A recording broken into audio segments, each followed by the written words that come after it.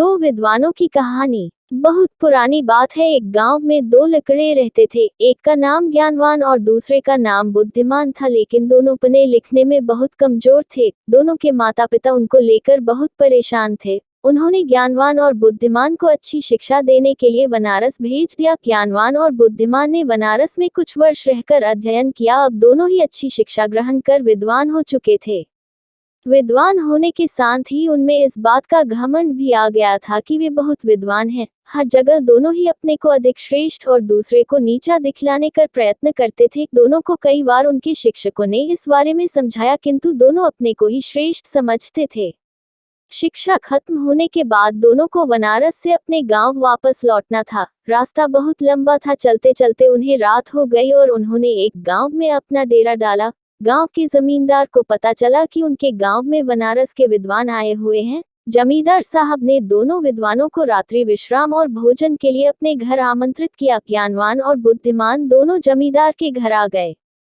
जमींदार ने दोनों के रुकने की अलग अलग व्यवस्था की और स्वादिष्ट पकवान बनवाए। जमींदार पहले ज्ञानवान के पास गया और हालचाल जाना। जमींदार पहले तो ज्ञानवान से बहुत प्रभावित हुआ, किंतु अपने घमंड और बुद्धिमान को नीचा दिखाने के लिए ज्ञानवान जमींदार से बोला, बुद्धिमान तो नाम का बुद्धिमान है, इतने दिन बनारस में रहकर भी वह कुछ नहीं सीखा और अभी भी गधा ही है।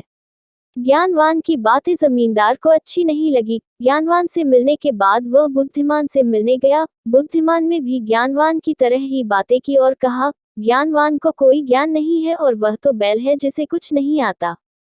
जमींदार दोनों से बहुत निराश हुआ और कुछ देर पश्चात उसने ज्ञानवान और बुद्धिमान को भोजन के लिए बुलाया।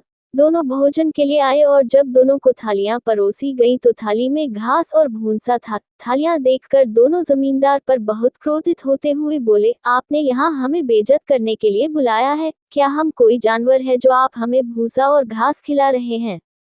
जमींदार हाथ जोड़कर बोला, मान्यवर, आप विद्वान हैं और मेरे मेहमान हैं। मेरा उद्देश्य आपके बेइज्जती करना नहीं है। आप दोनों ही विद्वान होकर एक दूसरे को बैल और गधा बोल रहे थे, इसीलिए बैल और गधे का जो भोजन पसंद है मैंने आपको भी वही भोजन परोस दिया। जमींदार की बात सुनकर ज्ञानवान और बुद्धिमान को अपनी गलती का एहसास हुआ और दोनों ने एक दूसरे से क्षमा मांगी और जमींदार को धन्यवाद दिया। जमींदार ने भी दोनों को स्वादिष्ट पकवान खिलाए और दोनों की खूब भगत किया। इस कहानी से हमें यह शिक्षा मिलती है, कोई कितना ही बड़ा विद्वान क्यों ना हो, अगर दूसरे को नीचा दिखलाने का प्रयत्न करता है तो उसे भी नीचा देखना पड़ता है।